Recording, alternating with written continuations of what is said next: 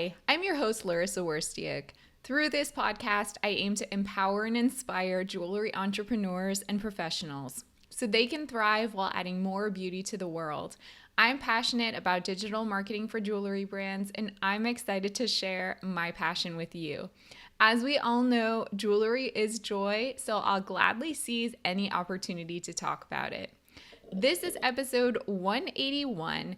And today I'm going to be sharing my interview with Oliver Maroney, the general manager of Web3 and NFTs at Cameo.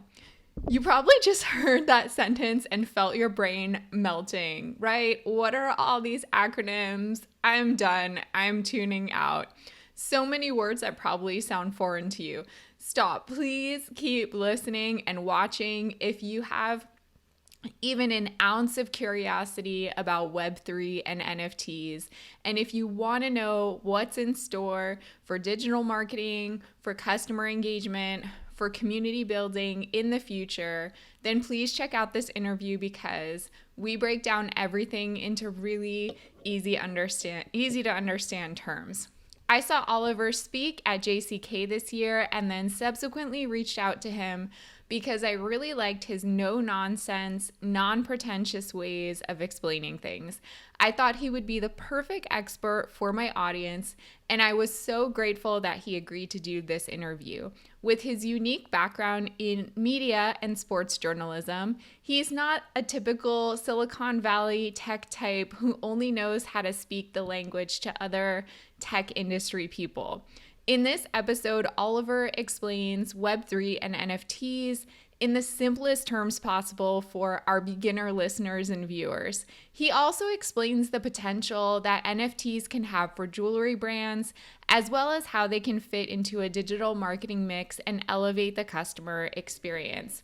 By the end of this episode, you'll have some great resources and know how to take your first steps to learning more about NFTs and how they can support your marketing efforts. But before we get to the solid gold of this episode, I'd like to remind you that this podcast has both an audio and video component, so you can either listen on your favorite podcast platform or watch on YouTube by searching Joy Joya. I love creating this content as my act of service to you, my awesome listeners and viewers, and you can support the podcast for free by taking the time not only to subscribe, but also to leave a rating and review on iTunes, which helps other jewelry dreamers find it too. In this segment of the podcast, I give out my Sparkle Award for the week. During this segment, I highlight a jewelry brand that's impressing me with their marketing. The Sparkle Award is also interactive, so you can visit sparkleaward.com to nominate a jewelry brand that's inspiring you these days, and I might feature your submission on a future podcast episode. This week's Sparkle Award goes to Valerie Madison Jewelry because I love how this brand is engaging on TikTok. And if you've been looking for examples of how you can be a jewelry brand on TikTok and connect with your target customers and really create unique content, then you need to check out Valerie Madison Jewelry on TikTok. So if you're not familiar with this brand, they're an engagement and everyday fine jewelry brand based in Seattle and founded by Black Latina jewelry designer Valerie Madison. They have 4,917 followers and more than 130,000 likes. This fine jewelry brand is absolutely killing it on the platform. Their videos feature things like customer stories, new product launches, behind the scenes videos, along with videos of the designer herself talking about the products, and those are my personal favorites. As I mentioned, you can visit sparkleaward.com to nominate a jewelry brand that's inspiring you these days, and I might feature your submission on a future podcast episode. All right, let's discuss some recent news related to jewelry or marketing. Each week, I share my thoughts about 3 relevant articles, and you can get those links by visiting joyjoya.com/signup.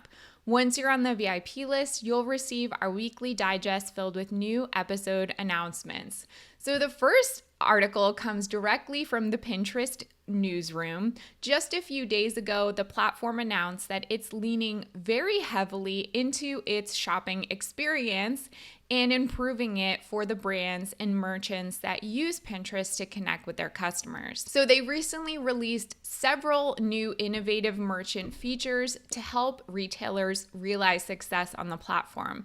I'm going to mention 3 of those. So number 1, product tagging on pins.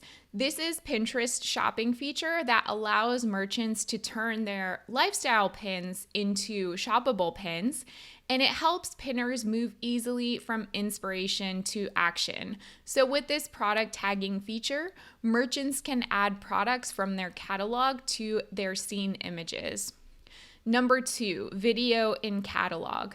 Pinterest is continuing to invest in video with merchants by enabling video assets in their product catalog and giving pinners a view of the product from multiple angles when making a purchase decision.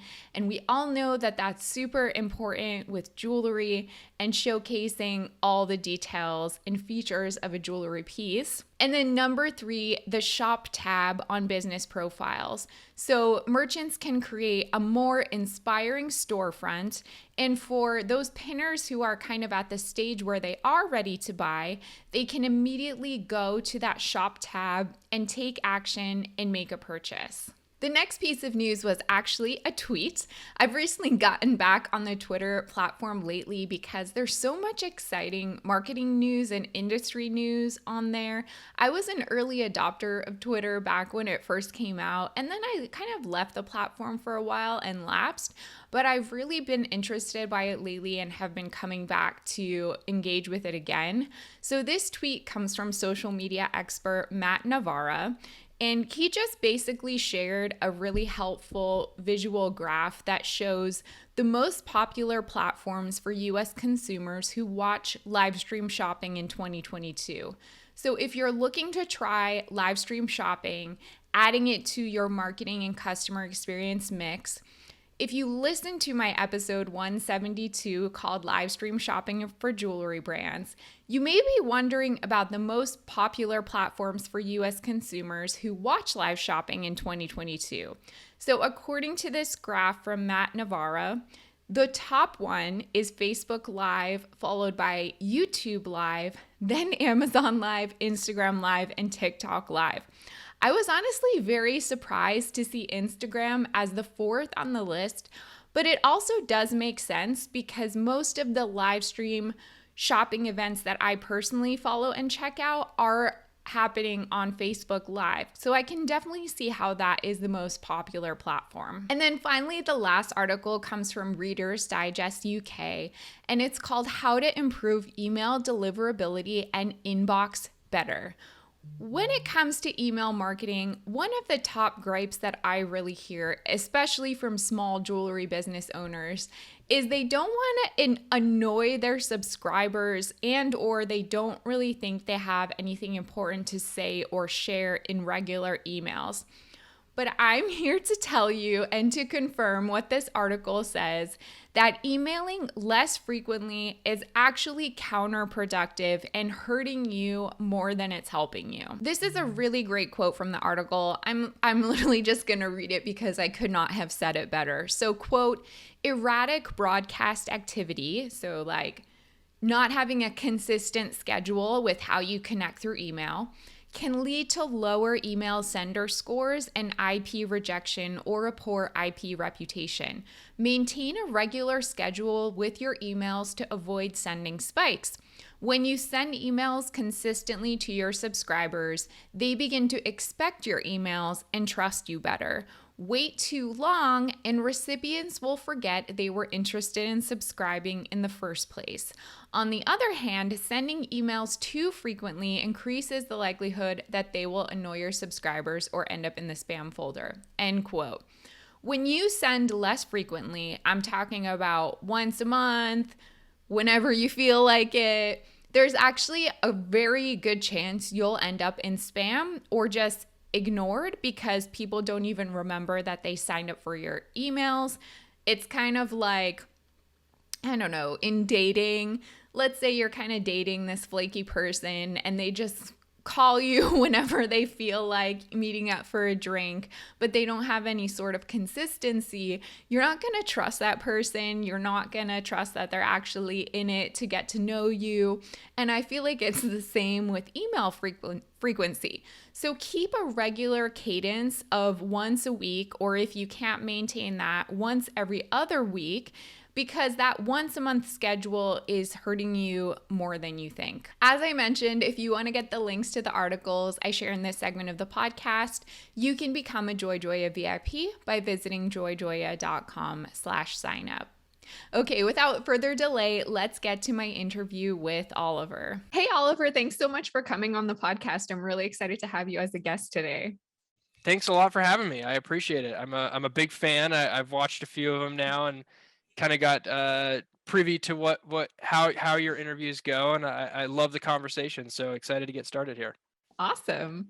So tell our listeners and viewers a little bit about your position at Cameo Pass. What do you do there? What's your job? Yeah, so I actually work at Cameo, Okay. which is a lot of people know us as like the video, basically getting a celebrity to wish you a happy birthday or an anniversary, things of that nature. So we're basically a marketplace for a ton of different celebrities across the board, whether it be an athlete or a musician or one of your favorite stars that you see on TV. And you can request them to do a video. And so I've worked at Cameo almost 3 years now, and my current position at Cameo is head of Web3, everything Web3 and NFTs. And so I co-founded our entry into NFTs. And for people who don't know, that's a non-fungible token called Cameo Pass. And so that is, I moved into this role about 8 to 9 months ago. Had been working on it previously for about another 6 months to a year, kind of on the side as I was working at Cameo. But yeah, that's kind of my role. That's really exciting. Yeah, So it's how did fun. you first get involved with Web3 and NFTs? What drew you into this space? Yeah, so I was in a previous role. I was a sports journalist. I covered basketball, and I got into Cameo by managing sports talent on the platform. So your favorite athlete or whatever I would manage, and outside of my work time, I would spend basically, like, you can kind of see my backdrop. I've got a bunch of like sports cards.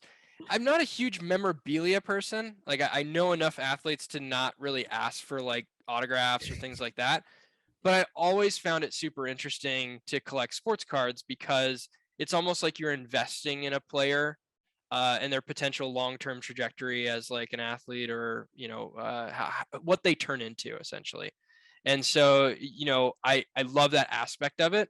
And NBA Top Shot was like one of the first ever NFT and Web3 kind of platforms out there, brought to the masses. And a friend of mine was in very early, and he was also into sports cards like me. And so we were chatting back and forth. He's like, "Hey, I found this thing called NBA Top Shot. It's like these digital highlights that you can own, and they have different numbers to them." And I at first I was just like, "You're crazy! Like this doesn't make any sense. Like, why would I pay $100 for like a highlight on the internet? It doesn't, I can just watch it on YouTube." But in the back of things, that's how I got into it. And as I started to understand like sports cards, digital highlights, like all this stuff is basically the same. Like a sports card doesn't necessarily have any value. The value is being placed on it by like what the market deems it to be. And so you start to understand like whether it's digital, whether it's physical. Yes, you can hold one and the other one you can't technically hold.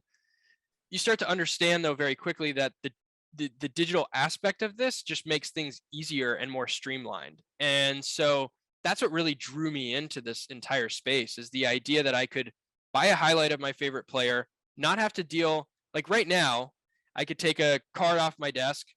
I wouldn't know the condition it's in. Like I couldn't tell you. I would have to send it into like a authenticator or a grader to get it graded. And then hope it comes back in the right thing, and then I would have to list it on eBay, and then I don't know, my eBay listing may be below other people's listings. I don't know who's actually selling for what. I don't know what the actual value is. And so what NFTs does is it basically streamlines all that. I buy the highlight. I know exactly what the highlight is trading for via all the other, like the marketplace. And so I can then either trade it, sell it, keep it, whatever it may be, but you always have that like value attachment to it, based on what you're buying. And so I that's what intrigued me most about it initially. And over time, I started to realize that people were building massive communities around this space. Some of the friends, like some of my closest friends today, are from Top Shot a year and a half, 2 years ago when we first started. And so we all are in this like group chat, and it's just really fun to be able to be in a community of people, very similar to your country club, or like even when you go to JCK, there's all these little cliques of people, right? They all work in the same like space and know each other very well, and they see each other 2, 3, 4 times a year. It's the same concept, just digitally. And so that's what really got me involved and started in Web3. And from there, I started buying what they call like I get what they call, what most people would call traditional NFTs, or Ethereum based NFTs. So it's a cryptocurrency that's widely used for NFT purchasing, buying, and selling and trading. And so I got into that, and the same group chat that I had from the NBA Top Shot stuff just kind of migrated over to that slowly. And so we're all doing the same thing, and every day it's a new experience. It was fun, it's exciting, and that's how I got into it. So. Yeah, that sports card analogy, I would have never thought of it because I personally am not a big sports fan, but it makes so much sense the way that you just explained it. And it all seems like such a natural fit for you. Yeah, no, and you can parlay this into whatever business kind of use case you could use, even jewelry. It's like, I don't know the condition of the jewelry when I'm looking on like a secondary marketplace of any sort. I have no idea if it's real or if it's fake or if it's, knocked off, whatever it may be. And so I think NFTs and Web3, what it does is it just digitally translates a lot of this stuff. And you can combine the two. I think that's what a lot of people are trying to come up with, solutions for, is this idea that you have this physical good, like a trading card that's graded or authenticated. And then you also have a digital asset version of it so that you can like easily buy, sell, and trade it without having to ship it to somebody or deal with like the back and forth of like all the different questions and things that could come around it. Absolutely. So for many of my listeners and viewers, I feel like especially in the jewelry industry, people are trying to still figure out like, what does this mean for us? Like, we don't really get it. And I'm sure people who saw you speak at JCK, they got a little bit about a better understanding, but not everyone could be there. Yeah. So can you please explain Web3 and NFT in like the most simplest terms possible for the beginners out there? Totally. So I think the best explanation that I've been given, and the way that I term it, is it's a digital collectible. Just as you would, a sports card or a piece of jewelry or whatever it may be, fine art, it is just a digital version of that. It is a collectible, and the monetary, like I said, the benefit of like the blockchain, I rarely use that term anymore just because it's thrown around so vaguely all the time, but the idea behind it is that every transaction is tracked and you can see that it's all transparent. And so you always know the value of the product you have in NFTs. And that is like the big benefit to what this has produced or what this has turned into. And I would say for the listeners out there who don't know what NFTs are, the easiest way to explain it is just, it is a digital collectible.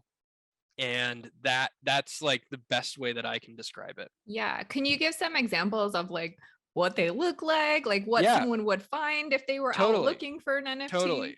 Yeah. If you're out looking for an NFT, there are many mainstream artists that are now doing NFTs of some sort. There's quite a few out there.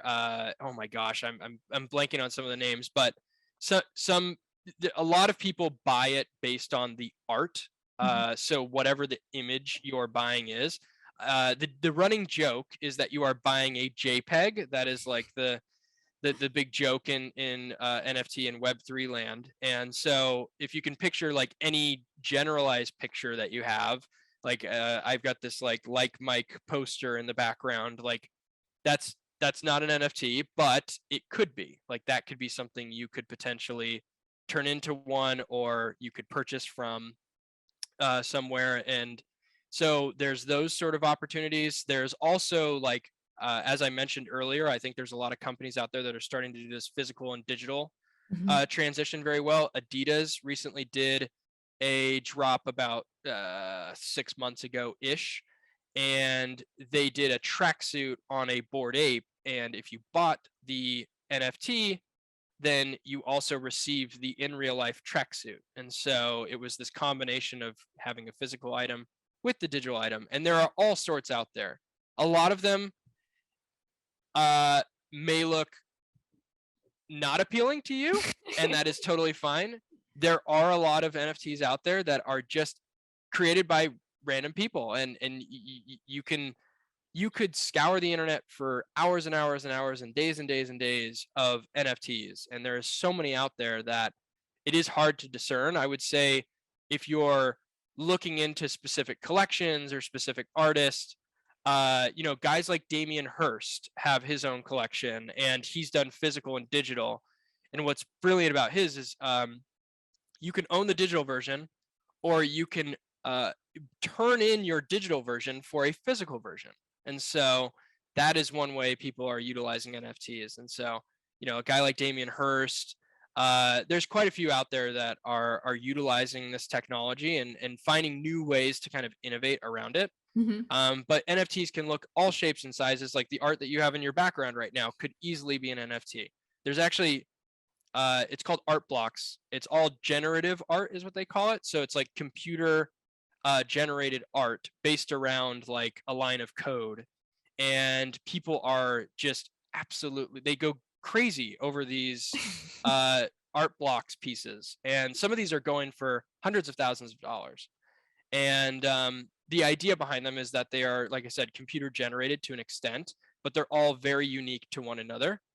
And so you could own a piece of art like that. And there are digital frames out there where you can implement your NFTs. But the core of this, and the thing that I said at JCK too, I chatted with Mark Cuban like 2 years ago, and we were chatting about NFTs. And the big takeaway that I had was like, anybody between the ages of around like 20 to probably 35, like they likely don't own a home yet. Like the percentage is probably pretty small. They may or may not actually own their car. So like the most valuable item they own is likely like their phone, the thing that everybody uses 8, 10, 12, 14 hours a day. And if you take that in a nutshell and you think that that's just going to continue, and you think like this idea of social media representing who you are or what you do has an impact, then NFTs is kind of centered around all that. The idea that your phone now has these digital assets that you can buy, sell, and trade, and that it can also represent your personality. Why are Bored Apes the popular thing out there right now? Well, I mean, there's a couple reasons. First of all, they sold at the right time. A lot of people were really, really interested in what they kind of came up with and their strategy and approach. But when you really think about it at the core, it's like, I have an image that also Eminem and Snoop Dogg and all these other big celebrities out there, Jimmy Fallon, people like that, have as their profile picture. And now I am in a club with these people, and they have a Discord channel where all these celebrities are in there. Steph Curry, all sorts of different names from all landscapes. And all of them, if you chat with the original Bored Ape owners that still hold their apes today, they have all built businesses, brands, companies, things around being a part of this community. And I liken it very similar to like a country club, or your high-end gym membership, or owning a Lamborghini, or things like that. I know the Lamborghini thing is a little overplayed, but the idea is that there is a Tesla motor club, right? And if I own a Tesla and the neighbor down the street owns a Tesla, there's a chance that we already have some common denominators here in our personalities that make a lot of sense. And so if you kind of like gravitate towards that, you understand that your phone is probably the most valuable asset that you own if you're in like that 20 to 35 age bracket. You start to really quickly understand that there's this like massive potential for your personality on the internet and what that looks like and what that could appear as. And that's where I think the beauty in this has started to shine, and people are starting to notice that there is a massive industry out there for building a community around the images. It's not necessarily the images you're buying. Like the Bored Ape is not worth $200,000, but being involved in their community absolutely could be, right? You could build a Yeah. business off of it. You could learn, network, grow. You can attend an event with people that you would have never thought you would have attended an event with. There are many different like benefits to owning any specific NFT that you potentially buy. And so that's where I think the value truly is. Yeah, that's such a great point. That one sentence that you said, it's not necessarily about just buying the image, but buying into the whole community. And on the flip side, I think, and you can you can either affirm or deny this, when a brand is approaching, should we create NFTs? How should we do it? Thinking about the like greater ripples of what that can mean in the community that you can build around that. Yeah, I mean, that's the most important part to a brand being successful in Web3 and NFTs is understanding how this all works and plays. There are brands out there that have launched NFT products. I won't name names, but it's just an image of their brand logo, and they stick it on a bunch of images for people to potentially buy, and they may sell out, they may make a significant portion of money, but now that like the easy part most of the time in NFTs is actually selling out because people are buying into something that they don't know what the possibilities are. But the hard part is actually keeping that community happy over the long term, just like you would in a normal business. Like, investors will jump into almost any company at this point, in this day and age, that has any sort of potential or promise. But now the real fun starts when you've gotten that investment money, and now what are you going to do with that long term? And so I think the same thing applies to NFTs in the way that you have to be very, very smart and have a plan of how you're going to approach this. Like if I was a jeweler out there right now and I had let's just say I was a one man show entrepreneur. I had an Etsy shop with jewelry that I was selling, and I was doing you know okay for myself, but I wanted to kind of expand. Like NFTs could be a really intriguing way to do it. The big point would be, how do you scale digitally versus the physical items that you're doing? How do you kind of connect the dots? There are many different ways that you could approach it. But first, you would start out with kind of like strategizing a plan, just like you would normally doing a business. You're not just going to launch a store and a product overnight. You're going to kind of come up with, okay, this is how I want it to launch. And ultimately, it really comes down to your ability to kind of understand this space. And so everybody who's like, hey, I want to build a business around this, I want to do this, I want to do that, my biggest suggestion is like spend 2 to 3 weeks diving in on OpenSea and on some of the marketplaces out there, looking at some of the projects that have done well, looking at why they've done well. Going into Discord is like a communication tool that everybody in NFT land uses. I don't particularly like it, but everybody uses it. And you can join a lot of communities through Discord and see kind of the interactions and see what people are posting about, and just that gives you a really good sense of what you're trying to build and like what this could potentially look like for you. And from there, then you can strategize and say, okay, I've got this Etsy shop, I'm building these pieces of jewelry, I'd really like to add a digital piece to it, and then send people the physical version with the digital piece. And I think that's like the tie-in that a lot of brands are still missing, is you don't have to reinvent the wheel. You could you just have to be smart and strategic and understand what you're doing and like the long-term ramifications of what you're doing. And as long as you're caring, understanding, just you want to make sure that it comes across genuine. I know it sounds bad, but like it really should be from the heart. It should be something that you truly believe in. Yeah. Otherwise you will get burned. And so that's, I think there's a huge risk and also a massive reward for NFTs.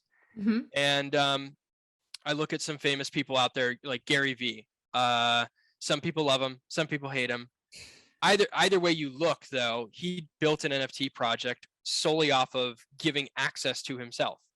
And he's done a really good job of giving that access to his NFT holders.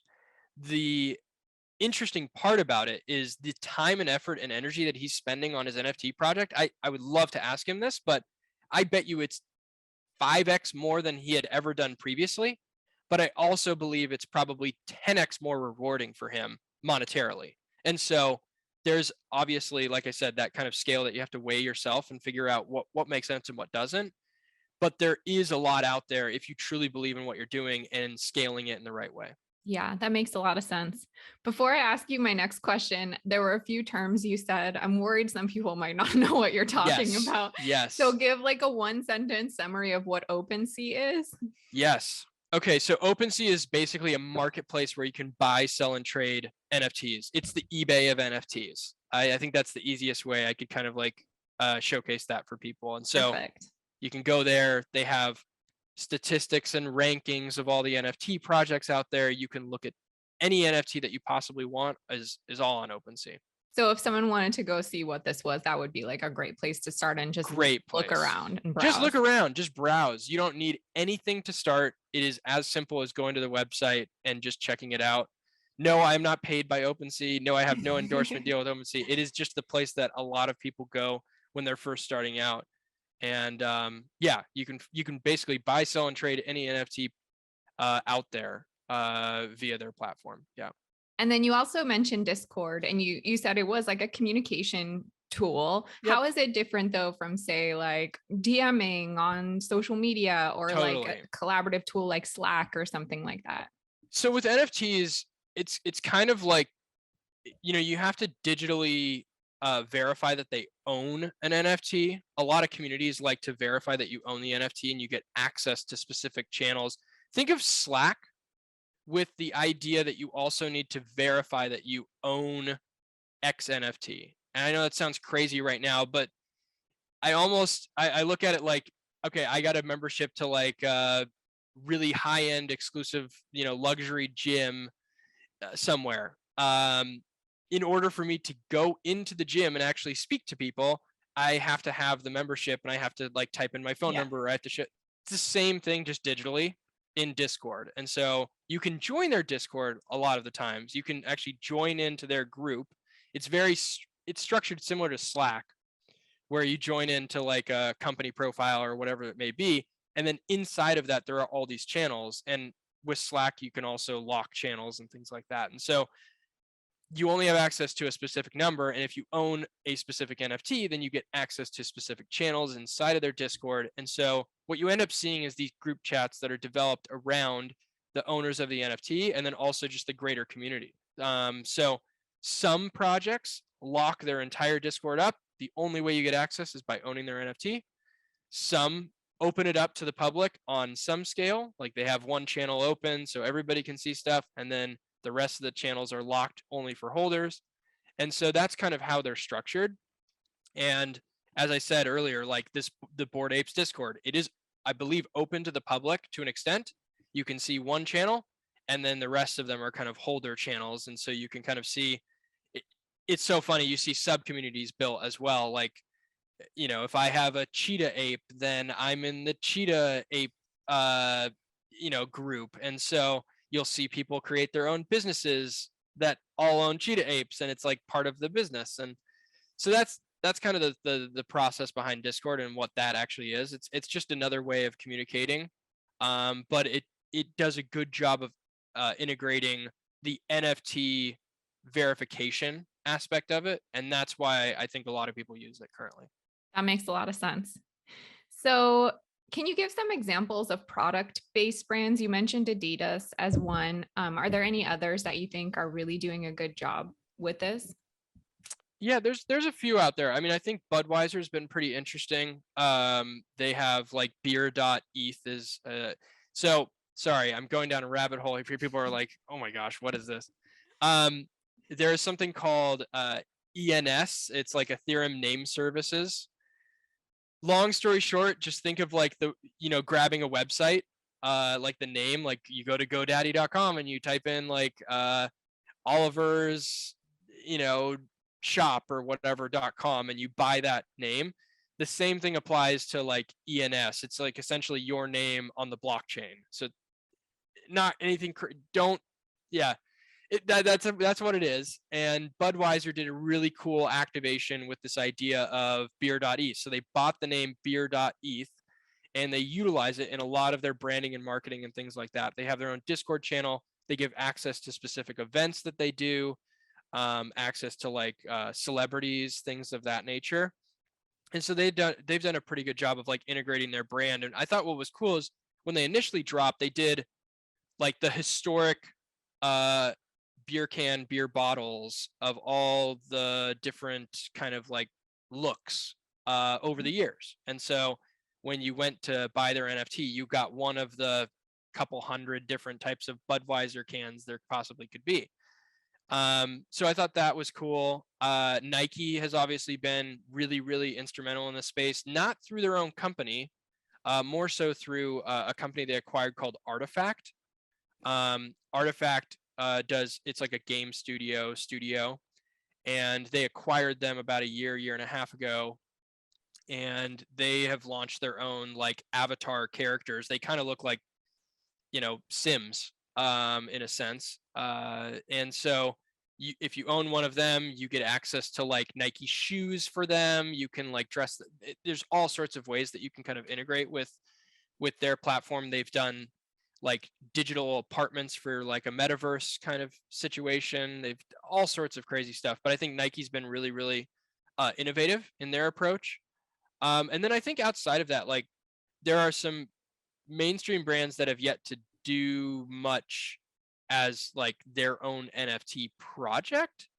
But I think there are some out there that are doing, I would say even celebrities to an extent, that are doing interesting concepts around just access. I use Gary Vee all the time as the example, just because I think his project um, is it's very easy to see the direct correlation between what you're buying and what you're getting, and that I think is sometimes really hard for somebody to kind of swallow, is like the understanding of buying an NFT and then seeing whatever value comes out of it. You have no real idea unless it's laid out for you. And I think Gary Vee does a really good job of like laying out, hey, this is what you get. I mean, he specifically, just to give your listeners some examples, he does these he has different tiers of NFTs. He's got like one's called gift goats. They're all animals and characters around different kind of like things that you get. And so gift goats, you get a gift every month airdrop to you. So like he'll have an artist do a piece of art and he'll send it to you. Then if you are a if you own a FaceTime frog, you get 5 FaceTimes a year, I think, with him or something like that. And so that's the That's benefit you get cool. of owning the NFT. But it's very clear, right? It's like right front and center. FaceTime frog, I get 5 FaceTimes with him, and you can see how many have been redeemed courtesy of the blockchain, what people talk about all the time. So when they are redeemed, they show that on your NFT. They show that they've actually been redeemed. And so it's really, really cool, because maybe I'm somebody who wants one FaceTime with Gary Vee just to say I had the experience, and then I want to sell it because I don't want to do the other 4. Well, there you can do that, right? And everybody knows that you've used one of them and you have 4 left. Whereas like if I was to go and sell a gift card with $25 on it, there's nobody in the world that would believe me outside of the person that sees the back of the barcode and then just, could potentially steal it from you. So Yeah. that's the benefit or the beauty of it. And like I said, I highly encourage anybody who doesn't know anything about NFTs. Gary Vee's project is called V Friends. You can see kind of what he's done. He created a conference around it. So once a year, there's a big conference, and he does talks for 3 days. And anyone who owns a V Friends gets access to it. And that's kind of how he's built up his brand and what he's doing in this space. And there's a lot of companies out there that are trying to figure out what to do, how to do it. And I think it's good. We don't need a bunch of companies just jumping in and just throwing their name in the hat just to do it. You really want to be, like I said, very strategic and smart about how you're operating this. And yeah. That makes so much sense. I think the thing I struggle with NFTs, being like a consumer of them and trying to understand them and see the value, is at least in this industry in jewelry, looking at examples of brands that are trying to do it, or even me going on OpenSea and like searching jewelry. I'm Yeah. just like, oh, great. Like, I don't, like what you said, I don't really know what I'm getting out of this besides like a picture or something like that.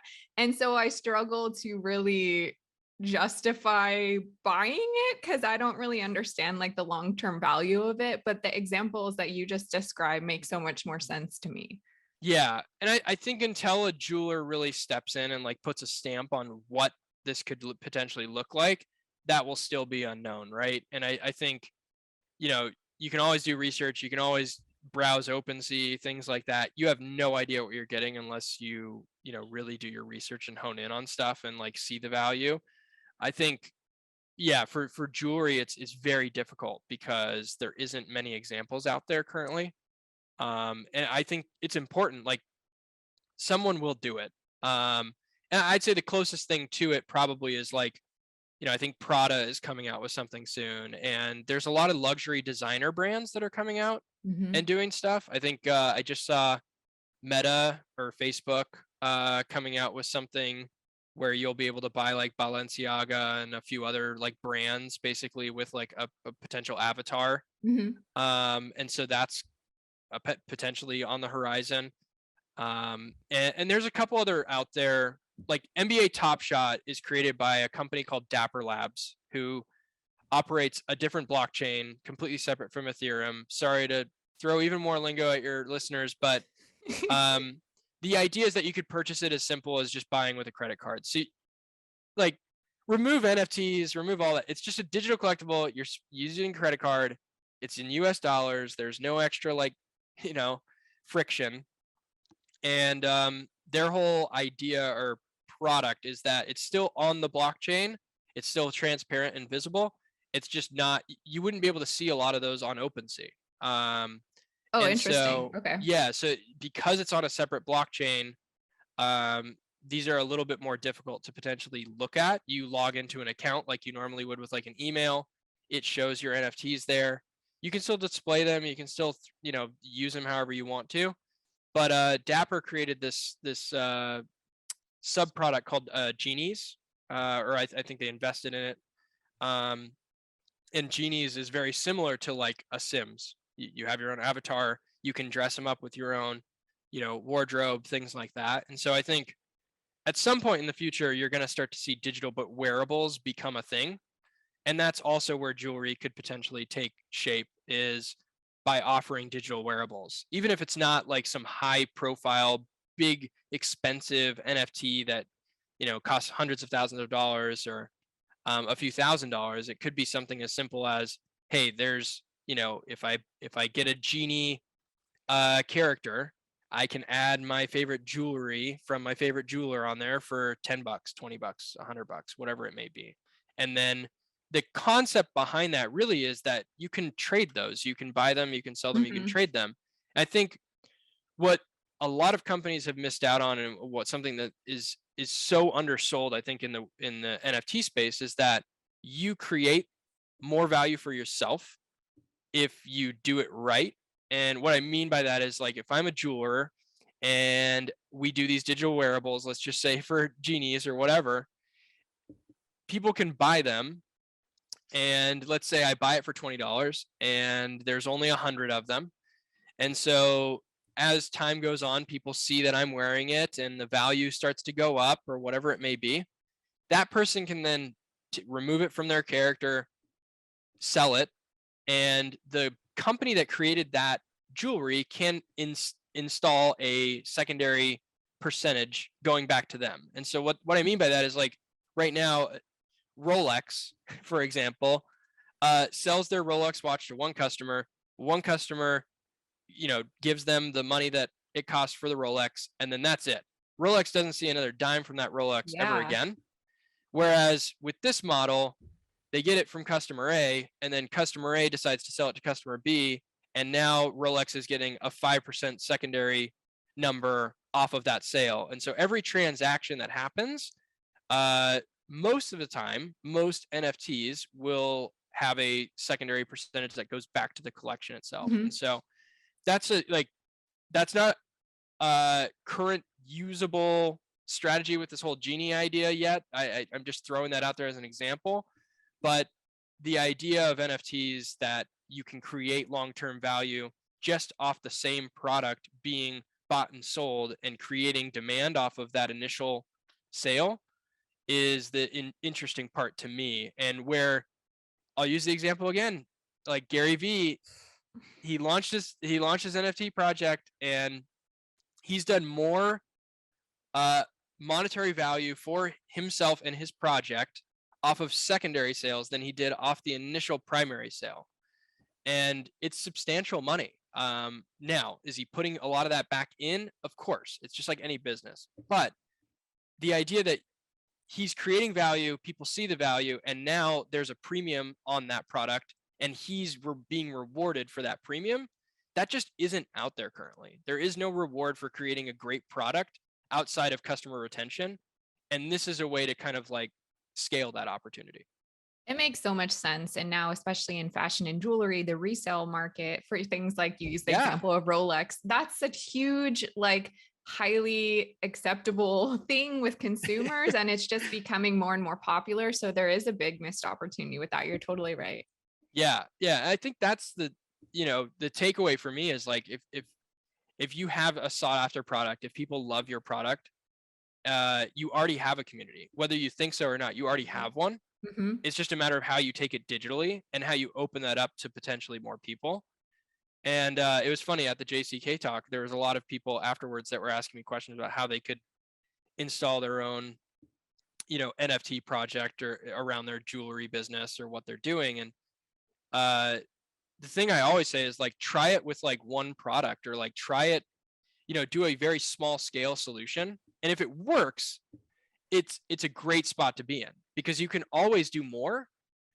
You can never scale back though. If you launch this is the thing I see a lot of brands do lately, is like they come out with a collection of 10,000 NFTs.